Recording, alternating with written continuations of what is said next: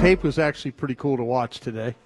You know, when you win a game like that, you know, you kind of like. Did you think about just fast forwarding to the last 5 minutes? No. I mean, because I'm going to start off with the miss that Tolbert had. You remember it, like when they ran the third down play, then they got the field goal block the next play. Yes. That play right there should have been a big time play. That's got to be a catch. That needs to be. You're going to keep the drive going. You're maybe going to punish him. Maybe going to get a touchdown out of this. And the thing that bothers me, this was a play that they ran earlier in the season with Cooks for a first down, and he trailed. They ran the tight end. They ran Ferguson in that time. They ran Ferguson up the field, and Cooks went in behind him and then ran the slant, and they were able to hit it. Dak hit it, and they got a first down out of it. Yes, it's a really good design, and it's a way to get a guy open on separation. I'm giving McCarthy a little credit this time around on it because I thought he went back to it, and like I say, it was a play they ran earlier, and Tolbert should have caught this ball. But this time they used Spanford instead of Ferguson as the pick. And Spanford, I felt like he needed to run the route a little bit more vertically. And instead, he took it a little bit wider, and that gave the defender the opportunity to get on to Tolbert. But still, Tolbert's got to find a way to catch that football. I mean, that's that ball was on his hands. But it kind of if Spanford, just a rookie, if he runs that route a little bit more vertical, I think you get the separation you need. It then maybe becomes a little bit easier of a catch for Tolbert. That was a bad drop, I felt like, on his part right there because they could have got the first down and kept the drive going right there. I mentioned the field goal block. The Commanders saw something in Dallas's protection here, guys, because when Martin, the safety, he jumps over the leg of Beebe while Schoonmaker's blocking to the outside. So my experience of when you're the wing on special teams or from field goal blocks is you block inside then out. You go inside out, and that way it usually kind of takes everything. It takes that rusher away. You're trying to keep the furthest guy from the ball. You know, if he wants to free run it, it's going to take him a little bit longer to get there. But if you have inside rush like that they had like with Martin, but he jumps right over the leg, there's like a natural gap there. So the thing that bothered me about that was that it just gave him that clear path. And if you watch later on, Schoonmaker and then Beebe interlock legs at the end. You know, the other field goal attempts you watch, that first time they were apart, which allowed Martin to jump. The next time they were interlocked, mm-hmm. And so Martin, and they couldn't get the field goal. They couldn't get him over. You know, they tried it a couple more times, but they did a little bit better job of handling that on that side. So, just a technique problem, flaw, something that the Commanders saw that if they could get Schoonmaker to go a little bit wider and then Beebe to block down, that was going to create a natural gap, and that's what they got. But a little bit, like I say, a little bit later on, the adjustments the Cowboys made were Schoonmaker and Beebe were interlocked there. But a really nice job of that. This one, the Dowdle fumble. I want to kind of talk about this one if I could a little bit. I could put a little bit of blame on Beebe for this one, okay, because Bass pins his guy to the outside while Hoffman gets his guy pinned to the inside, okay? And Beebe is on Wagner, and I don't understand why Beebe's going at Wagner, then all of a sudden he turns to his right and allows Wagner to just have a free run. If Beebe stays on his path, that's going to be a big gain right there. That's going to be a nice, sizable gain. And even, you know, if you look at Dowdle, he's got both hands on the ball. Mm-hmm. But if they get that block, if somehow they could get Beebe up on, and he's going right at Wagner, but he veers to his right, and he's trying to like secure like the down, like the tackle. Yeah. No, go get that linebacker. That's just inexperience right there.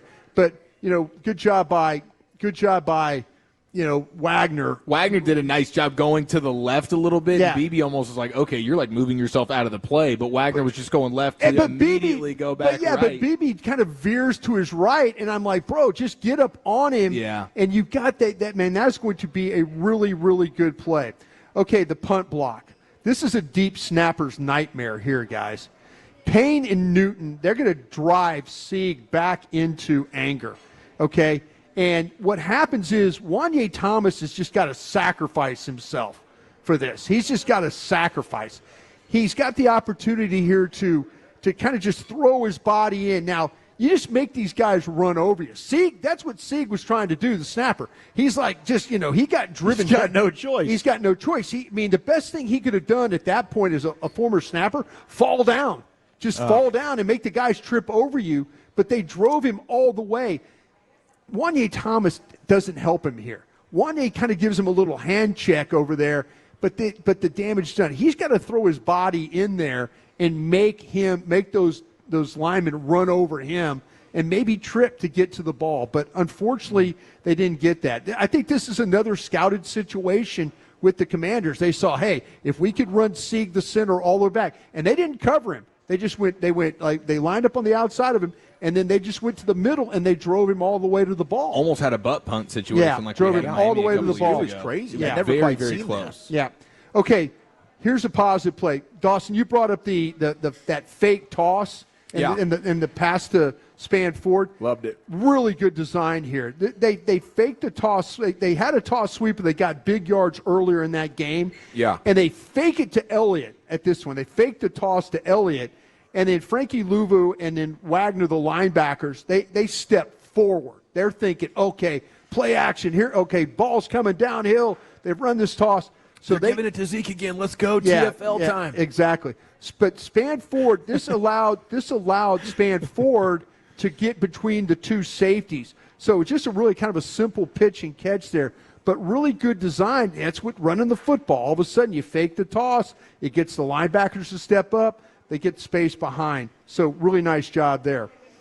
Tolbert's touchdown.